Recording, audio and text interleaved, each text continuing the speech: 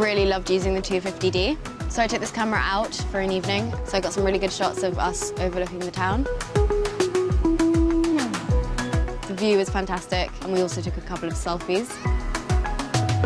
So I've never done time-lapse before, and I thought it would be quite a fun idea. The 250D has a really good 4K time-lapse. It was really easy to set up on the camera. I've got this really amazing film of the sun going down.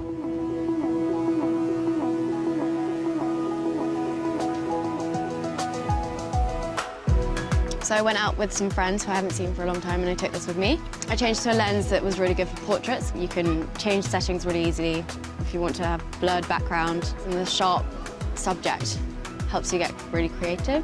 It was actually really good in the low light. You can have it on auto, and I still managed to get a bright, colourful photo.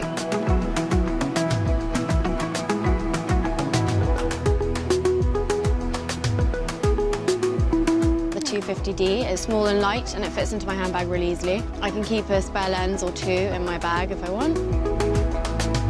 Now I'm using the camera more and more and feeling a lot more comfortable using it. And actually, I think I did get some really good pictures.